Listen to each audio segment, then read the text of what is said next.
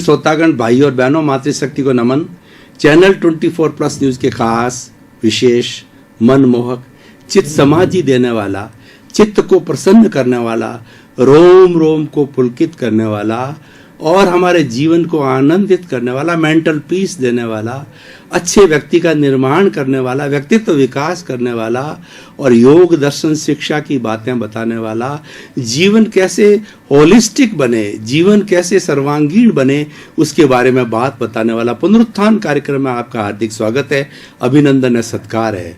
पुनरुत्थान कार्यक्रम में हम प्रतिदिन नए नए विषयों के साथ में प्रवेश करते हैं। हर विषय के अंदर सागर सी गहराई होती है, पर्वत सी ऊंचाई होती है, यानी उसको होलिस्टिक बनाया जाता है, उसको मल्टी डायरेक्शनल बनाया जाता है, उसमें शोधपरक सामग्री डाली जाती है ताकि हर टेस्ट के व्यक्ति के लिए, हर वर्ग के व्यक्ति के लिए, हर आयु के व्यक्ति के लिए और हर सोच के व्यक्ति के लिए उपयोगी हो सके और उसमें से अपने जीवन की कोई दिशा को निकाल सके। इसी क्रम में आज एक बहुत सुंदर विषय जो जीवन निर्माण का है वो लेकर हम आपके सामने प्रस्तुत हो रहे हैं। आज का हमारा विषय है साधन और साध्य की पवित्रता। बहुत ही सुंदर विषय है भाई और बहनों, दर्शकगण, श्रोतागण। हमारी भारतीय संस्कृति में दो शब्द आते हैं, द्वैत और अद्वैत, साधन और साध्य, ज्ञेय और ज्ञाता, ध्यान और ध्याता। ये दो का जोड़ा है। जैसे स्त्री पुरुष का जोड़ा होता है, मेल फीमेल का जोड़ा होता है, रात दिन का जोड़ा होता है, उससे से जोड़ा चलता है हमारी भारतीय संस्कृति के अंदर और उसका एक अर्थ भी है। जैसे कि देखिए, ज्ञेय और ज्ञाता। ज्ञेय का मतलब जानने की वस्तु, ज्ञाता मतलब जानने वाला। मैं जानने वाला हूं और मेरे सामने कैमरा है, वो ज्ञेय है। संसार की सभी चीजें ज्ञेय है, जानने योग्य है। उसको जानने वाला ज्ञाता है, उसको जानने वाला चेतन तत्व है, क्योंकि जड़ तत्व जान नहीं सकता है। जड़ तत्व ज्ञेय हो सकता है परंतु जड़ तत्व ज्ञाता नहीं हो सकता। उसी तरीके से ध्येय और ध्याता, हमारे जीवन का कोई लक्ष्य होता है, उस लक्ष्य को पाना होता है, वो हमारा ध्येय है, हमारा एम है, हमारा ऑब्जेक्टिव है और उस एम को प्राप्त करने वाला वो ध्याता कहलाता है। उस एम को प्राप्त करने वाला है वो ध्याता कहलाता है। उसी तरीके से ज्ञान और ज्ञाता, ज्ञान नॉलेज है, उस नॉलेज को प्राप्त करने वाला ज्ञाता है। उसी तरीके से साधन और साध्य, साधन are the means, those are the ways by which we can attain our aim. साध्य को एम कहा जाता है। कोई भी वस्तु का जो है हर एक का लक्ष्य होता है। कोई व्यक्ति कुबेरपति बनना चाहता है, कोई प्रधानमंत्री बनना चाहता है, कोई राष्ट्रपति बनना चाहता है, कोई इंजीनियर, कोई डॉक्टर, कोई वकील, सब अपने जीवन का कुछ न कोई ध्येय बनाते हैं, तो वो उसका जो है साध्य हो गया। अब उसके साधन, उसको फलीभूत कैसे करें, उसको एक्शन फॉर्म में कैसे लाएं, किस मेथोडोलॉजी से हम अपने ध्येय तक पहुंचे, वो साधन कहलाते हैं, वो मीन्स कहलाते हैं, वो वेज कहलाते हैं। जैसे कि देखिए, कोई डॉक्टर बनना चाहता है तो उसको एमबीबीएस की पढ़ाई करनी पड़ेगी, उसको मानव शरीर के बारे के अंदर वो उसको एनाटॉमी और फिजियोलॉजी पढ़ना पड़ेगा और उसकी अलग अलग शाखाएं हो जाती। ईएनटी होता है, ईयर नोज थ्रोट का अलग हो जाता है, हार्ट का अलग हो जाता है, किडनी का अलग होता है, स्पेशलाइजेशन हो जाता है वो। लेकिन सारा उसकी स्टडी करनी पड़ती है, उसकी शोध करनी पड़ती है, उसका ज्ञान करना पड़ता है। तो वो तो हो गया हमारा साधन डॉक्टर बनने के लिए, एमबीबीएस की पढ़ाई करना और प्रैक्टिकल करना, उसका ज्ञान करना। एक वकील है, उसको कई धाराओं का ज्ञान करना पड़ता है कि हमारे कॉन्स्टिट्यूशन ने जो है क्या क्या धाराएं बनाई है, मतलब उसको कानून कायदे जानकारी करने पड़ते हैं, क्योंकि हमारा जंगल राज नहीं है। हम कानून कायदे के अनुसार चलते हैं, हम न्याय पे चलते हैं। न्याय का अर्थ है कि हमारे समाज ने, हमारे कॉन्स्टिट्यूशन ने, हमारे कोर्ट ने और हमारी सरकार ने क्या क्या जो है नियम बनाए हैं, उन नियमों का पालन करना न्याय कहलाता है, एथिक्स कहलाता है। तो वो सारे जो नियम है वो हमारे साधन है, और साध्य क्या है? न्याय की प्राप्ति करना, वो हमारा साध्य है। उसी तरीके से इंजीनियर बनना चाहता है तो इंजीनियर बनना तो साध्य है, साधन क्या है? उसको बीटेक करना पड़ेगा, अलग अलग है, मैकेनिकल है, इलेक्ट्रिकल है, केमिकल है, कंप्यूटर इंजीनियरिंग, बहुत सी शाखाएं हैं। उन शाखाओं वो सारे साधन हैं, और उन साधनों का उपयोग करके, उनकी स्टडी करके, उनका ज्ञान करके, उनका पारंगत बन के, उनका जो है प्रैक्टिकल करके, और एक सुदृढ़ इंजीनियर बनता है। जब बड़े बड़े पुल बनाता है, रेलवे बनाता है, एरोप्लेन बनाता है, और इनके चलाने की प्रक्रिया करता है, रोड का करता है, पानी का होता है, बिजली का होता है, जितना भी विज्ञान की चीज़ें इंजीनियर्स लोग जो है उसका जो रख रखाव करते हैं, उसकी मैन्युफैक्चरिंग करते हैं, और वो हमारे लिए उपयोगी बनाते हैं। तो इस तरीके से भाइयों, साधन और साध्य की बातें हुई। अब मैंने आपको जितनी भी बातें बताई है, भौतिक जगत की बातें बताई। हमारे सामने दो तरह के जगत है। जो जगत हम इंद्रियों से देखते हैं वो जगत है हमारा भौतिक जगत कहलाता है, लौकिक जगत कहलाता है, कि इंद्रियातीत जगत है। इंद्रियों से परे जो जगत है वो हमारा आध्यात्मिक जगत है, वो भीतर का जगत है। और वो भीतर का जगत केवल चेतन पदार्थ में ही होता है। जड़ पदार्थ के अंदर तो चेतना होती नहीं है, इसलिए उसका कोई भीतरी जगत नहीं होता है। वो कोई सोच नहीं सकता, संवेदना नहीं कर सकता, सुख दुख की अनुभूति नहीं कर सकता, प्रजनन नहीं कर सकता, ग्रोथ नहीं कर सकता, इसलिए वो जड़ है। जड़ के नियम अलग होते हैं, चेतन के नियम अलग होते हैं। जड़ और चेतन दोनों सच्चाई है। Both are the eternals, both are the universal, both are the सार्वभौम सत्य। और ये पूरा संसार मात्र दो तत्वों से बना है, जड़ और चेतन। ये मेरा जो शरीर है जड़ और चेतन का मिश्रण है, इसीलिए इसको मिश्र चेतन कहा जाता है। कि शरीर जड़ है लेकिन ये जड़ जो है चेतनवत बन गया है, क्योंकि जो अंदर बैठा भगवान है, प्रभु है, शुद्ध आत्मा है, वो मेरे हाथों को हिला रहा है, मुझे बुला रहा है, और व्यक्ति की सारी जितनी भी क्रियाकलाप है वह उसकी साक्षी से हो रहा है।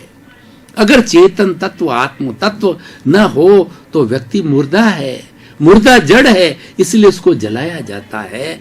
मुर्दा नहीं बोल सकता, चेतन व्यक्ति जीवित प्राणी बोल सकता है। जीवित प्राणी का अर्थ हो गया कि आत्म तत्व है, उसकी मौजूदगी में, उसकी विटनेस के अंदर, और उसके जो है वो उपस्थिति के अंदर, वही विटनेस के अंदर ही वो व्यक्ति बोल सकता है। तो हम भीतर की बात करते हैं, तो साधन और साध्य की वहां भी बात करते हैं। कहने का अर्थ ये होता है, अगर हमें, हमारा जो टॉपिक आज ये है, अगर हमें अच्छा साध्य प्राप्त करना है, अच्छी मंजिल प्राप्त करनी है, तो हमें अच्छा साधन चाहिए। अगर हमें सब्जी अच्छी बनानी है तो हमारा रॉ मटेरियल अच्छा होना चाहिए। अगर वो बदबूदार है, सब्जी बदबूदार बन जाएगी। अगर घी अच्छा नहीं है, तेल अच्छे नहीं है, मसाले अच्छे नहीं है, सब्जी अच्छी नहीं बनेगी। कहने का अर्थ यह है कि साधन अच्छे होंगे तो साध्य अच्छा बनेगा, और बिना अच्छे साधन के साध्य बन नहीं सकता। ये सृष्टि का नियम है, और इसीलिए साध्य और साधन दोनों पवित्र होने चाहिए। तो हम भीतर की बात कर रहे थे कि हमारा साध्य है मुक्ति की प्राप्ति करना। वो मुक्ति की प्राप्ति कैसे हो, उसकी मुक्ति की प्राप्ति करने के लिए ये हमें साधन मिला है। ये सोहन राज को मन वचन काया रूपी ये शरीर जो है, पूर्व जन्म के कृत कर्मों के भुगतान के लिए ये शरीर मिला है। शरीर माध्यम खलु धर्म साधनम। शरीर से जो है हमारी धर्म की साधना होती है। शरीर नहीं होगी तो क्या साधना करोगे? एक पेड़ क्या साधना करेगा, एक पशु क्या साधना करेगा? उसके पास में विकसित बुद्धि नहीं है, विकसित मस्तिष्क नहीं है, वो क्या साधना करेगा? और इस शरीर के लिए यह भी कहा गया है कि शरीरम व्याधि मंदिरम, शरीर व्याधि का मंदिर है, ये बीमारियों का घर है, क्योंकि ये जड़ है। जड़ पदार्थ गलन मिलन धर्मा होता है। जड़ पदार्थ में वर्ण होता है, गंध होता है, रस होता है और स्पर्श होता है, और ये गलन मिलन धर्मा होते हैं। ये बदबूदार होते हैं, अच्छे होते हैं, मिलते हैं, टूटते हैं, जुड़ते हैं, लेकिन चेतन तत्व अमूर्त है। और वह कैसा है? वह अनंत ज्ञान वाला है, वह अनंत दर्शन वाला है, वह अनंत शक्ति वाला है और अनंत सुख का धाम है। हमने अपना साध्य मुक्ति को क्यों बनाया?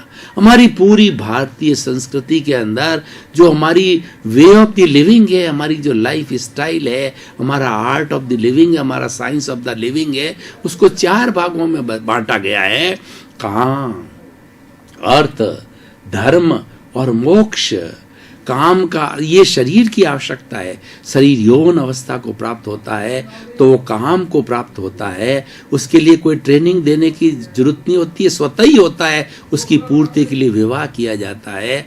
और अर्थ होता है हमारे जीवन का साधन है, कोई भी चीज बिना अर्थ के खरीदी नहीं जा सकती, ये विनिमय का साधन है और इस अर्थ के द्वारा ही सभी प्राणियों की जीवनचर्या चलती है।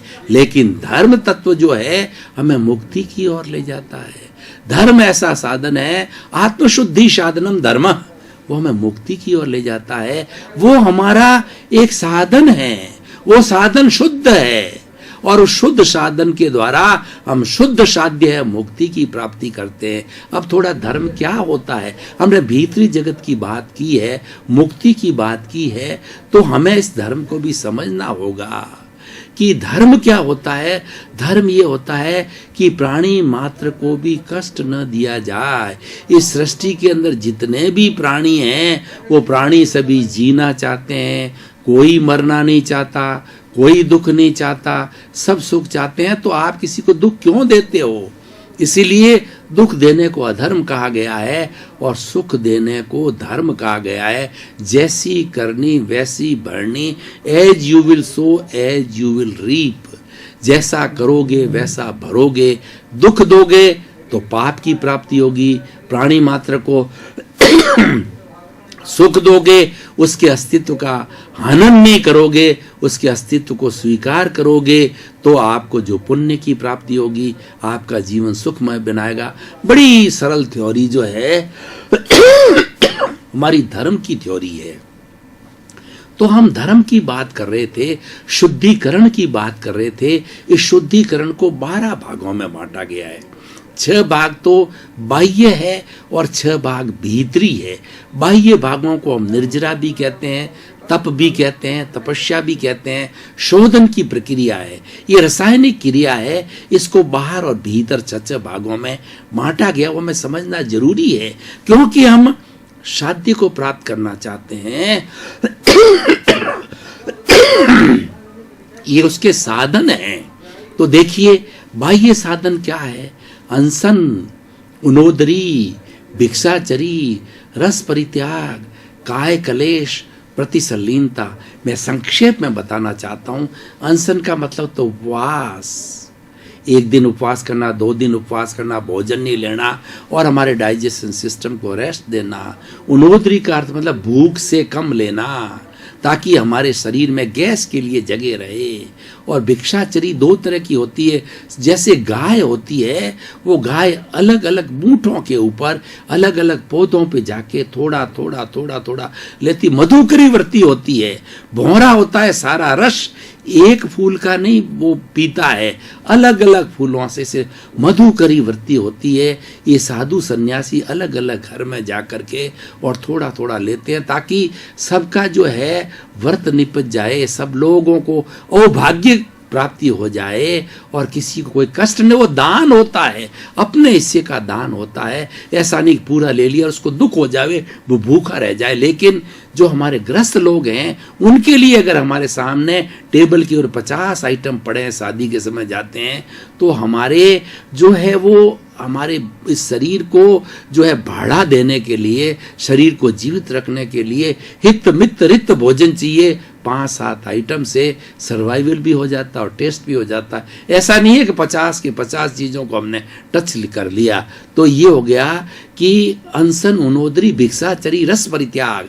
6 तरह के रस होते हैं, दूध, दही, घी, तेल, मिठाई और शहद। इनमें से ये सब मादकता लाने वाले हैं, ये पुष्ट बनाने वाले हैं। तो मैं हष्ट पुष्ट आने से हमारी मादकता न बढ़े, अब्रह्मचर्य न बढ़े, तो इनमें से एक को छोड़ा जाए, दो को छोड़ा जाए, चार को छोड़ा जाए, जैसी जैसा अपना सामर्थ्य हो वो छोड़ा जाए। ये तप की साधना है, ये तपस्या है।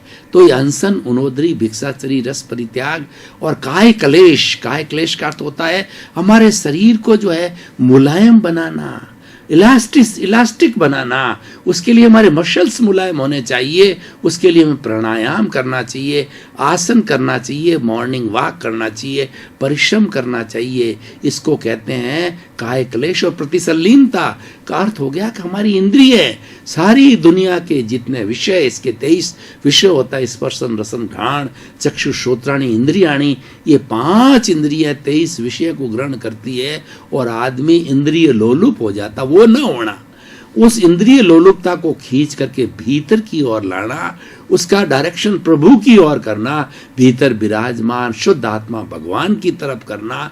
उससे वो पवित्र रहती है इंद्रियां, बाहर जाकर के वो अपवित्र हो जाती है। तो ये तो सारी बाहर की बातें हो गई।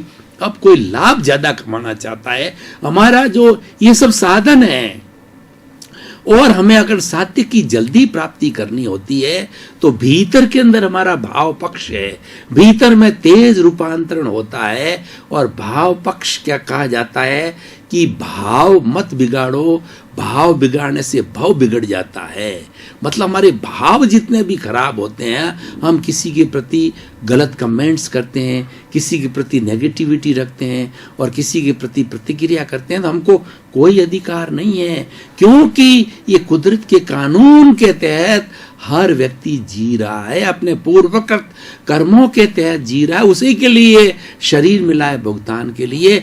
और ये जो कुदरत का जो कानून है वो तो मात्र साधन जुटाती है, वो मात्र संजोग जुटाती है, हर एक के लिए जुटाती है। तो हम बीच में टांग अड़ा करके और किसी के बारे में कमेंट्स कर देते, बुरा है, ये खराब है, ये कुरूप है, ये लंगड़ा है, ये अंधा है, और ये अच्छा नहीं बोलता है, ये हंसता ज़्यादा है। इस तरीके से हम कमेंट्स करके और हमारे भाव बिगाड़ते हैं, उससे हमारा भाव बिगड़ता है। तो भीतरी जगत शुद्धिकरण का जगत है प्रायश्चित।